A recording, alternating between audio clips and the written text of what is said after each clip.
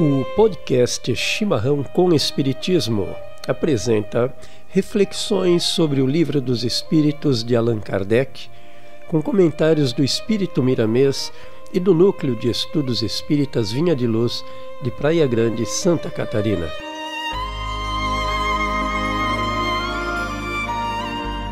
Neste programa abordaremos a questão 162.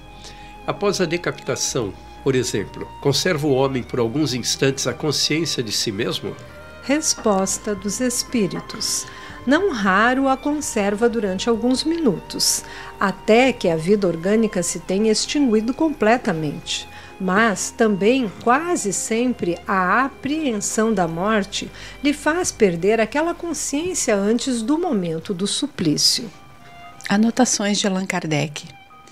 Trata-se aqui da consciência que o supliciado pode ter de si mesmo, como homem e por intermédio dos órgãos, e não como espírito.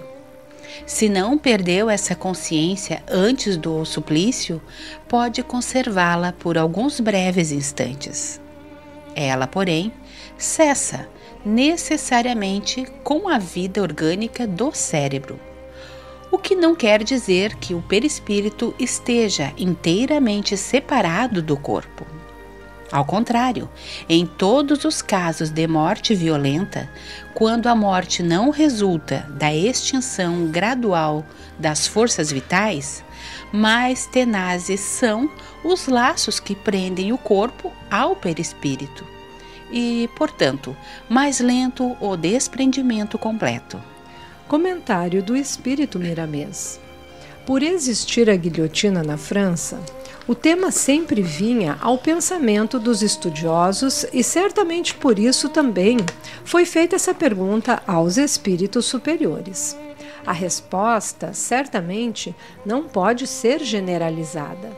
Cada alma é um mundo diferente na sua estrutura espiritual e poucas são as que conservam a consciência no ato da decapitação. Alguns espíritos, de acordo com a escala de despertamento da alma, perdem a consciência sem que possamos determinar o tempo. Havia espíritos encarnados que, somente em saber que a sua cabeça iria para o balaio do carrasco, começavam a sofrer e, ante a visão do aparelho assassino, perdiam logo a consciência, indo acordar somente depois de muito tempo. Paulo, terminando então o comentário do Espírito Miramês neste quesito que você acabou de ler, realmente podemos analisar a questão com a razão, como Kardec sempre fez na codificação. Na época em que o codificador a fez, ainda existiam tais penalidades desumanas. Hoje, tais práticas seriam inaceitáveis dadas as suas crueldades, não é mesmo, Martinha? Exatamente, Regina, porque sabemos hoje que as palavras do Mestre Jesus ao nos dizer a cada um conforme suas obras, mostra que as almas que desencarnarão sentirão os efeitos de seus castigos conforme suas evoluções, reveladas em suas andanças terrenas, também as suas ações, crenças e ações. É importante lembrarmos aqui, meus amigos, que quando nós trazemos essa referência de castigos e crenças, todos nós, então, como eu disse anteriormente, a cada um segundo as suas obras, o castigo é as minhas escolhas. Também, elencando as crenças nesta mesma fala, irão repercutir na minha existência física, bem como na minha existência espiritual. Então, eu vou angariar muitos talentos e destes eu terei que dar a devida justificativa. E muitas vezes eu sofrerei os impactos, os impulsos e a colheita destas decisões equivocadas. Por isso a expressão castigo. E a crença é aquilo que eu me pego durante a minha existência, que eu acredito, que eu sou veemente em decisões que irão mais tarde acarretar em dívidas. Então essas crenças muitas vezes elas precisam ser quebradas e modificadas para que eu compreenda de fato o Evangelho do Mestre, que eu compreenda a existência terrena e dali então na minha próxima etapa, que é espiritual, eu já não serei mais apegado ao extremo, a valores que não vão me agregar nada. É a lei da causa e efeito, né?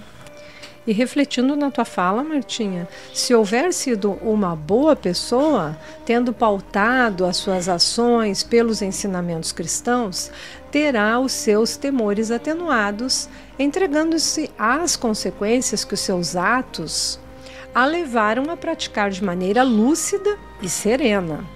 Não sentirá temores absurdos e descontrolados, entregando-se ao martírio, assim como tantos apóstolos o fizeram, se houver professado com sinceridade e pureza de coração toda a sua fé.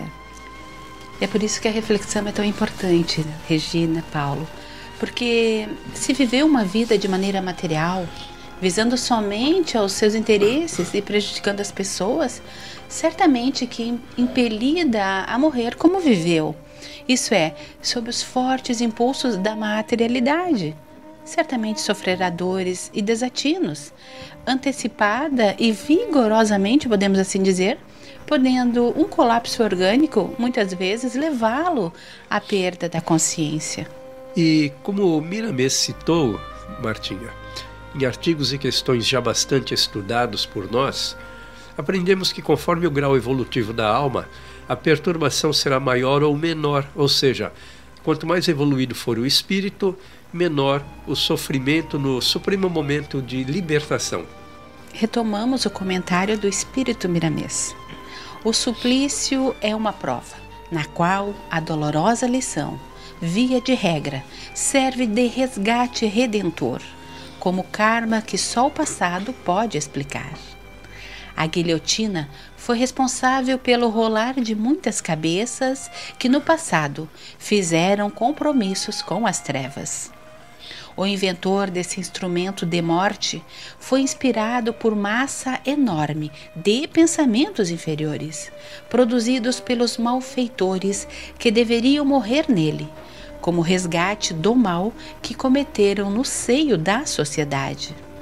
Não obstante, nem todos que ali foram entregues ao carrasco impiedoso estavam movidos por dívidas de um tempo que passou.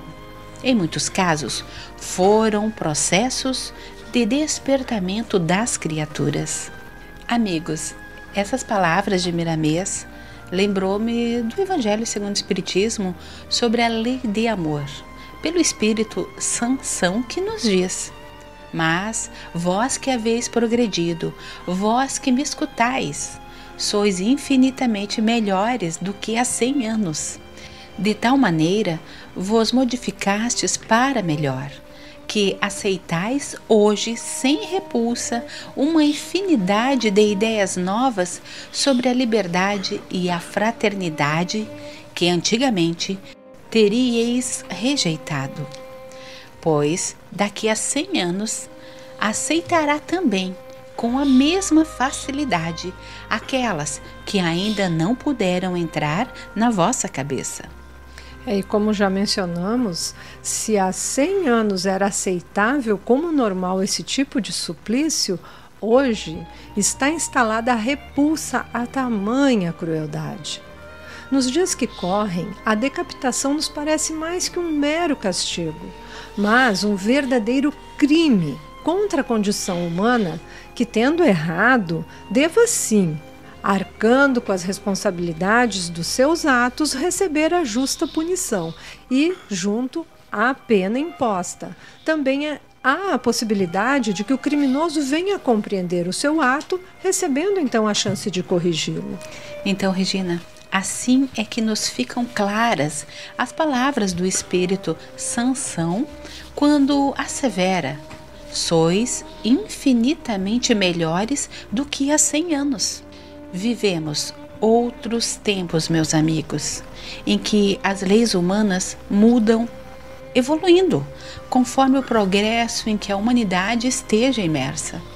Então, Martinha, Regina, ainda a esse respeito, Emmanuel, pela psicografia de Chico Xavier, do livro Seguindo Juntos, nos diz: cada espírito estagia na situação de que necessita detendo os recursos que a sabedoria infinita lhe empresta, servindo ao progresso neste ou naquele departamento do mundo, até que estabeleça para si mesmo aspirações mais nobres capazes de alçá-lo à vida superior. Então, meus amigos, quando Emmanuel traz, através do Chico Xavier, esta linda passagem, é tão confortante aos nossos corações, porque ele está nos dizendo que cada espírito estagia na situação que necessita.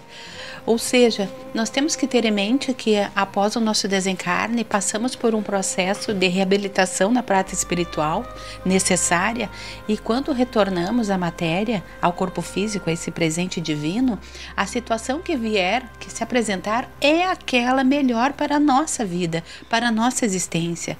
Mas junto a isso, Emmanuel também está nos dizendo que, além de eu ter a situação que necessito, por ser um devedor, então é uma realidade, eu preciso fazer uma transformação do progresso do outro, não somente no meu. Então eu tenho que vencer as minhas dificuldades, construir um novo progresso para a minha vida, mas eu também tenho que servir ao grande departamento do mundo. Se você trouxer isso para a vida prática, por exemplo, na nossa tenra juventude, você tira uma nota baixa na prova e volta então para uma segunda prova. Você não vai estudar tão somente para tirar, digamos, 6 e receber a aprovação. O ideal é que você tire bem mais do que 6. Você teve uma outra chance, assim como na reencarnação. Você teve uma outra chance. Você está voltando para cumprir melhor a lição. Então, na vida escolar, a gente pode fazer essa analogia. Você não foi bem numa prova, você se prepara e estuda bastante mais para não simplesmente ser aprovado, mas ser aprovado com mérito. Você trazer o mínimo necessário e mais um pouco. E, inclusive, se for o caso, até ajudar os coleguinhas que sabem menos. A gente fez muito isso, né? Na escola, a gente conseguia entender a matéria a tal ponto que a gente passava a ser uma referência e era ajudado, assim como a gente também via outros alunos que eram referências em algumas cadeiras e a gente procurava essas pessoas, me ajude aqui que eu não entendi. É exatamente o que eu ia dizer, é o exemplo, nós acabamos nos tornando exemplo. Então, o outro... E tudo através do esforço. Exato. Como a Martinha disse, tem que ter o esforço. Não só o mínimo. Nos melhora, mas também serve de exemplo para o próximo. Não que a gente não possa servir o próximo, devemos servir o próximo, mas também podemos servir de exemplos. Também. Nesse sentido que eu quis dizer. Também. Então, Emmanuel fecha lindamente a ideia, e nós estamos aqui contribuindo com os amigos ouvintes, porque ele diz até que estabeleça para si mesmo aspirações mais nobres. É essa nota que ele vai angariando, esses recursos. Ele não quer só passar. Não. Ele quer passar, mas tendo aprendido mais. Né? Porque ele se preparou mal. Ele se ouve mal na primeira prova. Ele se ouve mal na primeira encarnação ou na encarnação anterior. Mas na próxima encarnação, ele vem para cumprir aquele mínimo e mais um pouco. E é assim que a gente evolui, né? Voltamos ao comentário do Espírito Miramês. Alguns espíritos, antes de reencarnarem, pediram esse meio de retornar à pátria espiritual para exemplificar coragem e fé, mostrando por esse fato que existe o mundo dos espíritos e que ninguém morre. Para o espírito evoluído, qualquer morte a qual for preciso se submeter é um simples acontecimento, como o de vestir roupas que se troca com alegria quando necessário. O medo de morrer, para o ignorante, vem por força instintiva de conservação e sempre passa dos limites, por falta de conhecimento da verdade. Pois bem, como já foi citado, através dos estudos compreendemos que cada espírito estagia na escala espírita em que se encontra. À medida que vai evoluindo, vai subindo degraus, conforme seu merecimento, mediante a aquisição de melhores valores morais, intelectuais e também do aprimoramento de seus pensamentos e atos em relação ao seu próximo. Assim, quando projeta sua nova estada na Terra, pode escolher as provas pelas quais passará, a fim de alçar voos ainda mais altos na busca por sua elevação espiritual.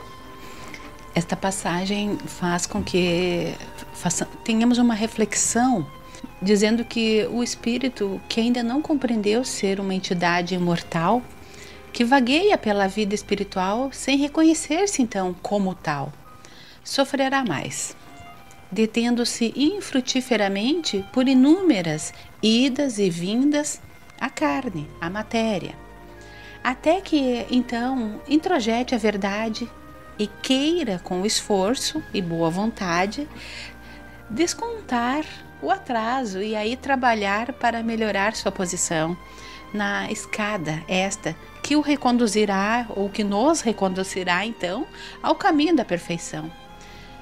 Lembrando que não logrará qualquer êxito na existência terrena tendo como foco tão somente seus interesses materiais.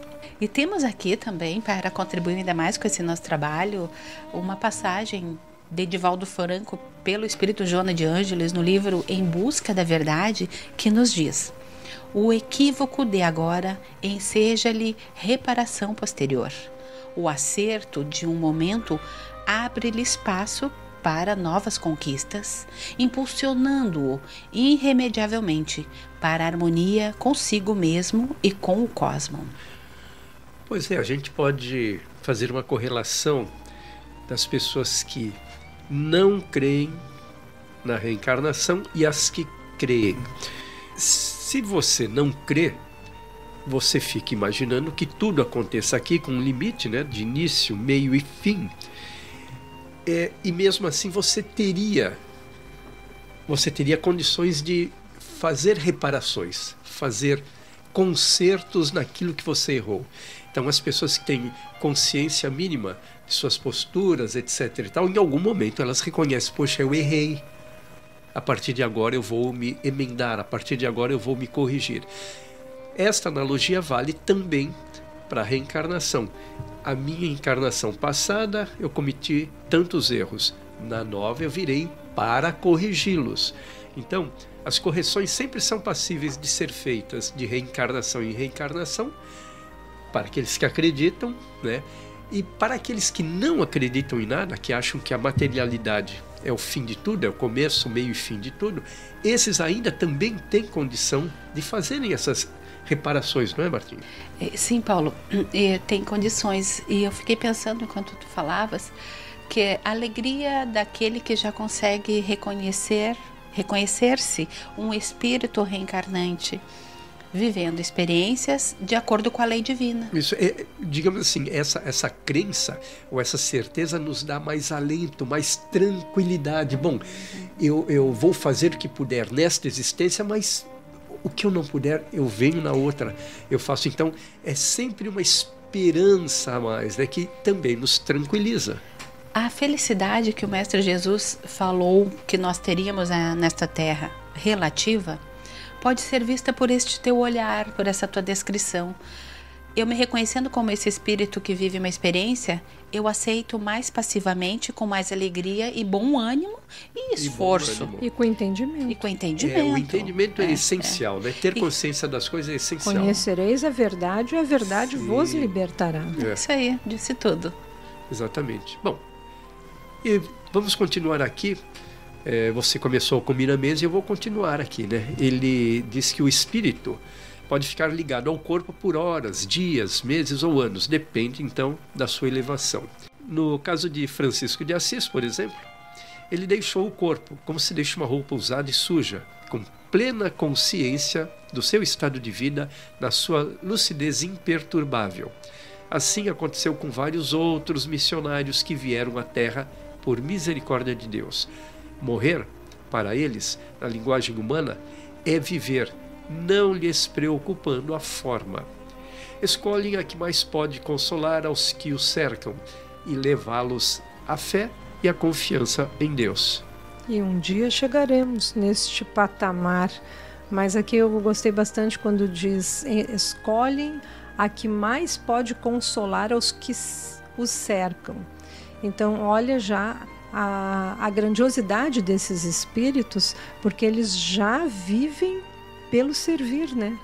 Ou, nesse sentido, eles já estão muito mais próximos de Jesus, com certeza. É como você ser uma pessoa que tem uma meta, tem consciência do que tem que fazer pelo teu bem, pelo bem do teu próximo, e traça, então, todo o teu caminho.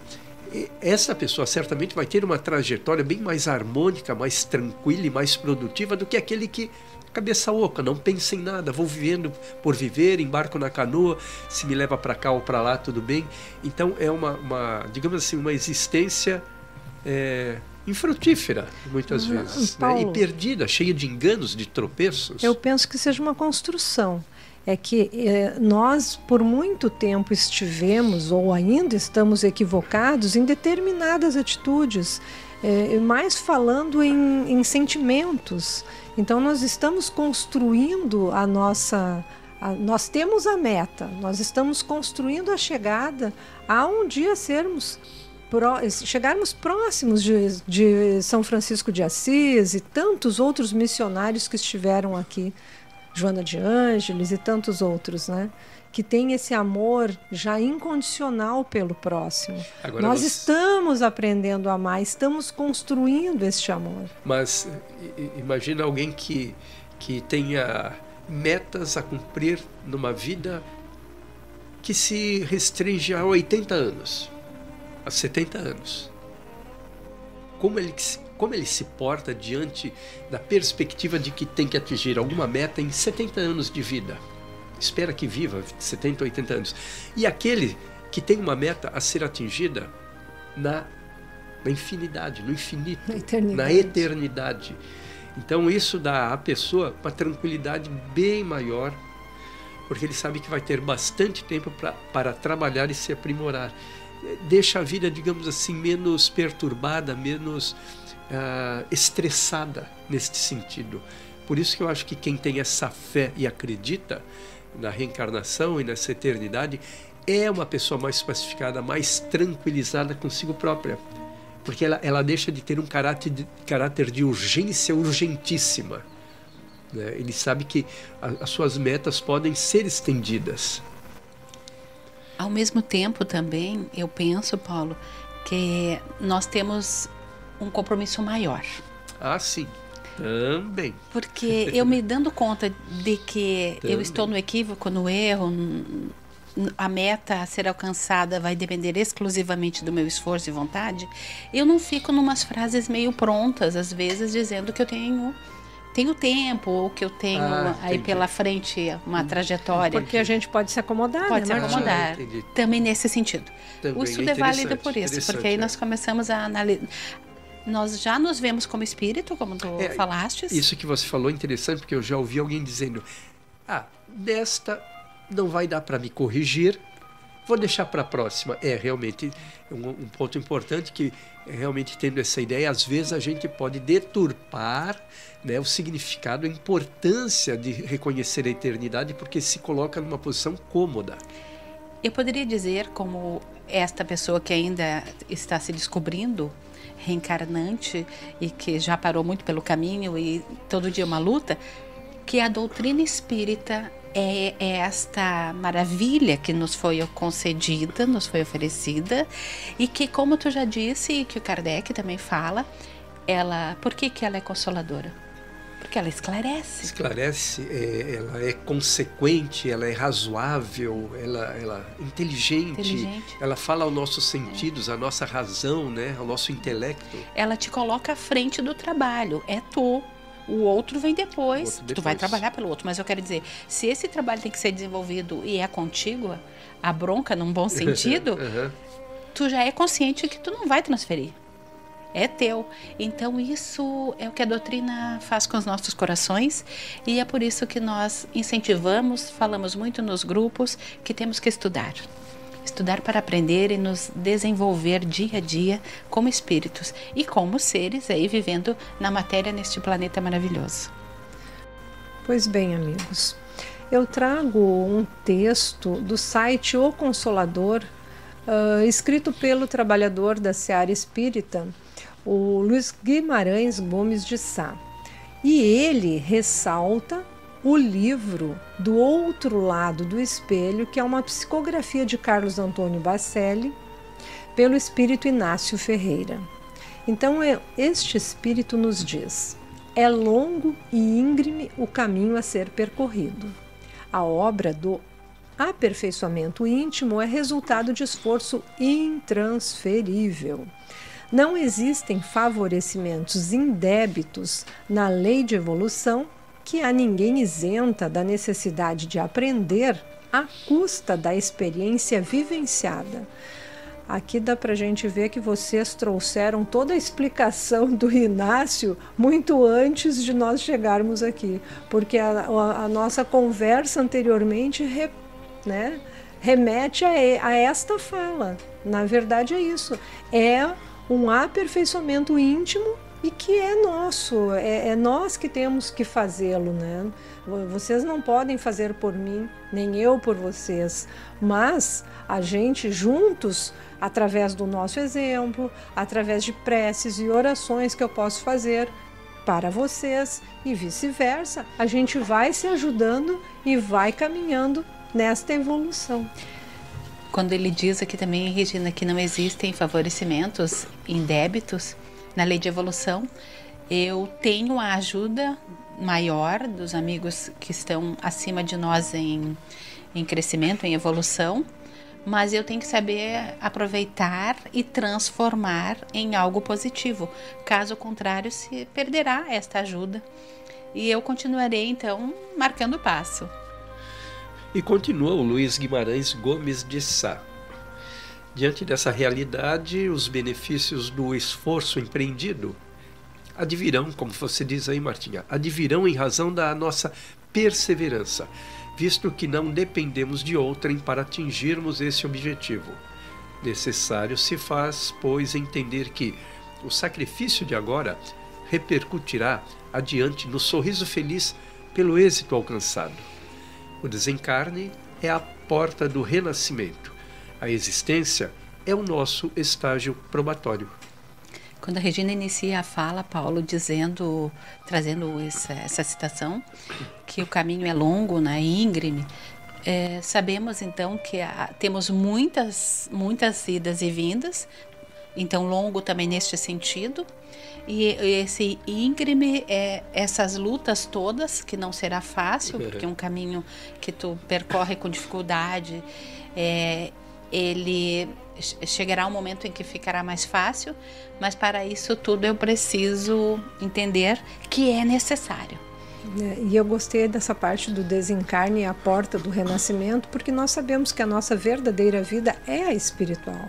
Então, quando estamos aqui na existência carnal, nós estamos no estágio probatório, colocando em prática, em prova, aquilo tudo que a gente estuda quando estamos na vida espiritual, para chegarmos aqui e fazermos a diferença e melhorarmos em tantos quesitos que a gente já vem com esse planejamento. Muitas vezes a gente perde o rumo. E eu gostei da frase do sacrifício de agora repercutirá adiante no sorriso feliz pelo êxito alcançado. Como o palestrante há pouco nos disse, ali no Centro Espírita Vinha de Luz, que Deus nos dá todas as ferramentas. E cruza os braços. Meu filho, está todo aí na tua mochila. Sirva-se das ferramentas. Dá também o livre-arbítrio. Deu tudo. Deu a capacidade intelectual, deu a inteligência, deu as ferramentas e deu a liberdade para você agir. Agora, o que você vai conquistar é obra tua. É por esforço mérito, teu. Né? Não é isso? E é uma obra de amor de Deus por nós, porque se fosse dado tudo de mãos beijadas, nós não gostaríamos, com certeza. Exatamente. Eu diria que Deus é um pai que não aceita mimimi. Ele dá as ferramentas, ele dá a orientação, ele põe tudo na mochila, dá um tapinha no traseiro e diz: meu filho, vai à vida. Ele não dá o peixe, ele ensina a pescar. Isso mesmo. Trago novamente os comentários do Espírito Miramês. Jesus submeteu-se aos braços da cruz. para mostrar à humanidade que ela deve suportar todos os problemas da vida, que a dor desabrocha nos corações muitos poderes e que as portas dos céus se abrem pela dor bem compreendida. Para cumprir sua promessa, ele voltou, provando que a morte não existe. A missão do Espiritismo é essa também. Seja como for e como devas passar para o outro lado de cá, vem com confiança. Bacana essa passagem aí, né? Que as portas do céu se abrem pela dor bem compreendida, não pela dor rejeitada, pela dor maldita, pela dor execrada, não é isso? É pela dor bem compreendida que te mostra, olha, você tem que melhorar aqui, porque senão, né? Coloca um sapatinho no pé, porque você pode enfiar um espinho na sola dos pés, né? Então a vida vai te mostrando, vai te dando lições. E é claro, eu fiz essa analogia com o sapato e um espinho, mas estamos falando de algo bem mais profundo, né? E que vai nos levar a um pleno entendimento, uma plena evolução, vai nos levar à evolução se a gente passar pelas dores servindo-se delas, não é isso? Quando tu fez o comentário sobre Deus, Paulo, eu fiquei pensando também dessa bondade divina, que é puro amor, que ainda estamos no caminho da compreensão também, que oferece toda essa bagagem que tu trouxestes aí como exemplo, mas também apresenta e oferece o seu Filho para as nossas vidas. Além de tudo que tu citastes anteriormente... Faltou botar na mochila o mapa. O mapa. O roteiro, aquele seguro que certinho. O mestre veio apresentar. Deu todas as ferramentas.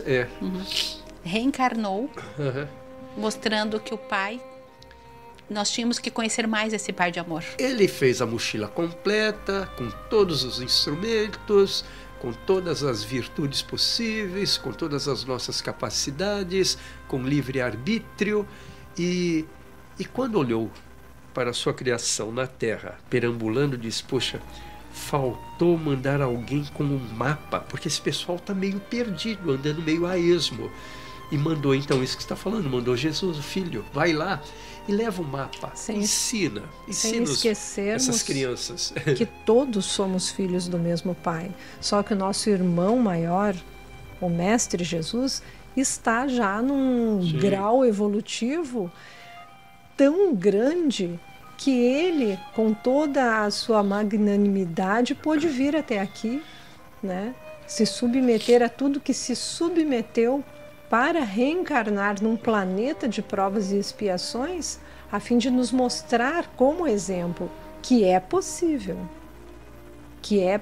nós todos aqui encarnados vamos passar por aflições, vamos passar por injúrias, vamos passar por sofrimentos e podemos sim, assim como o Mestre traz no roteiro, no evangelho dele, o caminho que a gente deve seguir e fazer esta reforma, que a gente vai ter que fazer esta reforma, porque nós ainda somos imperfeitos, né? Para chegar ao nível do Mestre Jesus, temos que caminhar de reencarnação em reencarnação, mas a cereja do bolo, digamos assim, foi a vinda do Mestre nos mostrar isso. Pois bem, Martinha, Regina, vou convidá-las então a trazermos o texto do Emídio Brasileiro, que foi um educador, jurista e cientista da religião, sobre a desencarnação de Jesus. Durante a crucificação do Cristo, então, o tempo escureceu. Aconteceu aproximadamente entre o meio-dia, hora sexta, até as 3 da tarde, hora nona. A causa dessa mudança repentina do tempo deve ter sido em consequência da resposta da natureza diante da crucificação daquele que tinha poderes de aplacar tempestades e de interferir nos fenômenos naturais. Afinal, a ausência do calor escaldante facilitaria o processo da desencarnação de um espírito puro, portador de grande energia espiritual e de intensidade atômica. Emídio Brasileiro ainda nos diz que muitos espíritos superiores e puros atuaram nesse processo ao preparar o tempo e o espaço para o desenlace definitivo do Cristo de Deus. Ademais, aquela região não suportaria plenamente a esterese eletromagnética das vibrações poderosas do Cristo sob a ação da força contra-eletromotriz do planeta, que se oporia à descarga energética proveniente da saída do Espírito da envergadura de Jesus das hostes planetárias. Este fenômeno físico, Martim, é também explicado por meio do estudo da ausência de casamento de impedâncias elétricas. As cargas elétricas do planeta fizeram oposição à passagem das correntes energéticas submetidas à tensão do desenlace de Jesus, o que gerou terremotos, pedras se fenderam e se abriram sepulturas, algumas semelhantes a que abrigaria temporariamente o corpo de Jesus. É igualmente possível que esse fenômeno tenha gerado fortes tempestades naquele dia em Jerusalém. Contudo, a física terrena não pode tudo explicar diante do que ocorreu. E Emídio diz que o fato é que houve necessidade de muitos cuidados para que a poderosíssima energia do Cristo não desestabilizasse o eixo gravitacional da Terra ou causasse danos maiores, difíceis de se prever, como a própria destruição do planeta. É possível que a luminosidade e a força energética do Cristo sejam bem maiores do que a luminosidade e a energia de uma estrela de primeira grandeza. Nosso amigo ainda nos diz que, além dos fenômenos físicos corpóreos, também existiram fenômenos físicos espirituais. Muitos da pleiade de espíritos que participaram do desenlace do Cristo se fizeram visíveis, fenômeno interpretado como ressurreições dos santos. Também o véu ou cortina de linho do santuário, que separava o lugar mais sagrado do Templo de Jerusalém, o Santo dos Santos, do átrio onde os sacerdotes atuavam, se rasgou de alto a baixo em duas partes, para demonstrar que não deveria haver separação entre o homem e Deus, ou lugares ilusoriamente destinados a manter o próprio Deus. Nesse lugar considerado sagrado, somente uma vez por ano o sumo sacerdote adentrava e acreditava-se que ele tinha acesso a Deus. Do mesmo modo que o nascimento de Jesus foi acompanhado de uma falange de anjos, a sua desencarnação não poderia ser diferente. Então, Paulo, por isso, duvidar é levar ao extremo uma racionalidade que se opõe aos muitos fenômenos narrados sob os eflúvios do Cristo. Ao ser crucificado, o Mestre teve 4 preocupações. A primeira, numa ordem então, que diz que o pedir perdão a Deus por seus acusadores e executores. Na sequência, consolar Dimas, o pecador arrependido. Mais à frente, proteger e consolar a sua mãe, Maria de Nazaré. Também fortalecer a fé de seus seguidores por meio da lembrança e do cumprimento das profecias. A crucificação de Jesus foi mais um grande momento da confirmação de que ele era o Messias esperado. Além dos fenômenos físicos e espirituais que levaram o centurião, os soldados romanos e toda a multidão presente ao reconhecimento da divindade do acusado. Até mesmo na cruz, o Mestre procurou confirmar a sua missão divina. Regina, ao pronunciar o versículo 1 do Salmo 22, Eli, Eli, lema sabachthani, ou seja, Deus meu, por que me abandonaste? Jesus proferiu a sua quarta declaração na cruz. Observa-se que o Mestre lembra a todos a respeito do Salmo 22 de Davi, que bem descreve o sofrimento do Messias.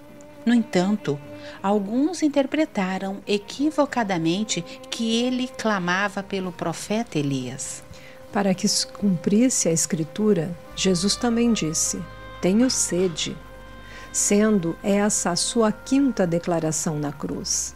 Desse modo, Jesus cumpre o Salmo, capítulo 69, versículo 21, que diz: deram-me fel por mantimento, e na minha sede me deram a beber vinagre. O que igualmente lembra o Salmo, capítulo 22, versículo 15. Meu vigor secou-se como um caco de barro, e a minha língua gruda no céu da boca. Deixaste-me no pó à beira da morte. Verifica-se que Jesus na cruz lembra as duas referências proféticas de Davi em torno de sua missão sagrada. Depois de tomar o vinagre, Jesus proferiu a sexta declaração na cruz: está consumado. Desse modo, ele afirma que cumpriu todos os desígnios do Pai. Nada ficou pendente. Tudo fora realizado de acordo com o programa divino preconizado pelas Escrituras. Antes de sair de seu corpo em definitivo, o Mestre proferiu a sétima declaração na cruz e a sua última oração ao Pai. Pai, em tuas mãos entrego o meu espírito. Ao dizer isto, em alta voz, inclinou a cabeça, entregou o espírito e desencarnou. Ao reconhecerem que Jesus seria justo ou que era Filho de Deus, todos retornaram aos seus lares. Alguns estavam arrependidos, outros amedrontados, e todos surpresos diante dos fenômenos ocorridos. Parece que o sol não mais retornou naquela sexta-feira. O dia de sábado chegava às 6 horas da tarde. Toda Jerusalém estava abalada diante dos fatos. Até os dias atuais, parece que a humanidade recorre a Jesus no misto de fé, de amor e de culpa, por haver praticado tão horrendo crime. Pois é, Martinha, ainda batemos no peito, não apenas porque sentimos o supremo amor do Mestre, mas também porque ainda não estamos suficientemente arrependidos ante os erros do pretérito e nem dispostos a trabalhar em prol dos acertos do presente e da felicidade futura. O Mestre retornaria, não em corpo de carne, que ele desintegraria, mas num corpo composto de uma matéria sutil, porém densa o suficiente para dissipar qualquer dúvida ante o seu poder e de que a morte não existe. E como vimos, embora muito dolorosa, a crucificação de Jesus foi necessária para explicitar sua importância e benevolência para com toda a humanidade. Dessa forma, além de alcançar progresso em nossa jornada evolutiva, também estaremos aptos a auxiliar nossos irmãos em suas trajetórias. De acordo com a doutrina espírita, a missão de Jesus foi propagar a mensagem de amor, fé e caridade. Seu desencarne teve de ser tão doloroso para que sua jornada não fosse esquecida e para que os indivíduos compreendessem que somente uma vivência semelhante à do Cristo nos garante libertação e salvação.